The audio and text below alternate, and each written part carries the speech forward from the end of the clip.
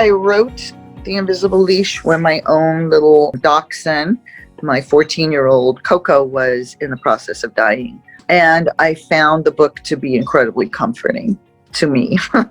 So I knew that if it was working for me, that it would probably work for other people. The book came out about last December, a year ago, and already it's making its way as a main pet grief books. And it's about the invisible leash. And by the way, this is not a leash that just connects our bodies. It connects instead our hearts and our souls. But the animals can still run free. So whether your pet was a rat or a turtle or a fish or a bird or a dog or a cat or a cow, we have an invisible leash to them when they depart this world, in the same way that we have an invisible string to those that we love when they depart this world. Love is so powerful that it can transcend time and space. Love is the most powerful force in the entire universe, bar none. When we have love deeply, as we do, especially as we do with our animals, and the love that they give us back is so unconditional, right?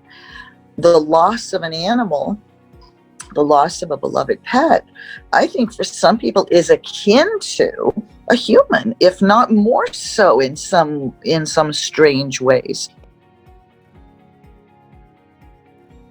I do think it is incredibly important to talk to children about the death of animals. People are so uncomfortable talking about death, and death is the one inevitability of life. To me, to not have conversation about death is to really not be talking about life. See, children are going to hear about death, whether it's on the news or hearing someone talk about so-and-so that died, or whether they're walking along and see a dead bird, or whether they step on an ant. Children know that things die. When we talk about death, when we make it just, oh, look, well, that animal died. Oh, that's so sad. Look, the fish died. We just have to talk about it. Now, interesting also was that when I wrote The Invisible String, when it came to the page in the book, this part in the story where the children are asking, while looking up at the sky, does my string reach all the way to Uncle Brian in heaven? And that's the only page in the whole book that alludes to death, which of course Mom says, yes, the invisible string reaches even there. And that one page is what turned it into a best-selling book about grief. And I think it's because the whole book is not about grief, but that one page then weaves in that the string can go there. But now we're back to, and the string goes here and here, but the child has now registered that. When I was in the process of getting the book published, the first publisher was very reticent to use the word heaven or to even have a page dealing with death, and didn't want it. Thought that maybe it's a kid's book, let's not go there. And I had to fight to go there because I knew that was super, super important.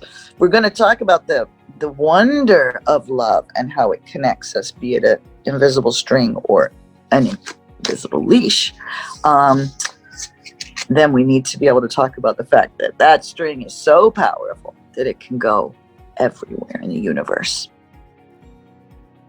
I am not a religious person. I am very spiritual, but to me, heaven was just a gentle way of saying the other side, the great beyond. If you're not comfortable, if your family's not comfortable with that word heaven, use the book as then a springboard for discussion. Well, we don't believe in heaven in our family, but here's what we believe. It's never too early to start the conversation about death. I just think that if we model for our kids that, yeah, you can be really sad, you can cry, you can miss them, you can then think loving thoughts, but allow the child to go through the whole range of experiences.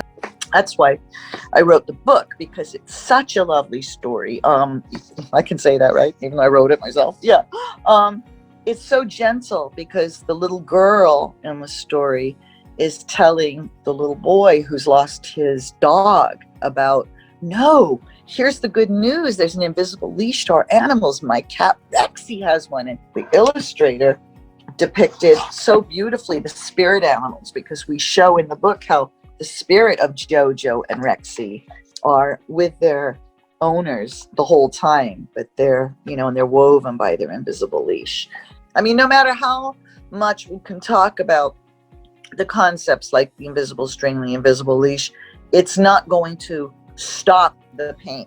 The pain of missing the physical presence of an animal is devastating. We love these animals that come into our lives, and we will love them forever. And I believe with all my heart and all my soul, and I don't expect everyone to have this belief, but it's mine, that we absolutely see our animals again when we leave this earthly place.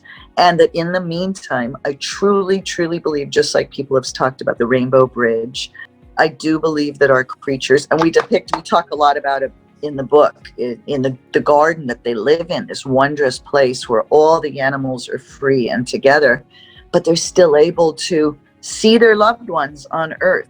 And when we get really quiet, and when we think in a loving way about the animal that we loved, the link is made once again. And they want their humans to be joyful and to not be in sorrow about them.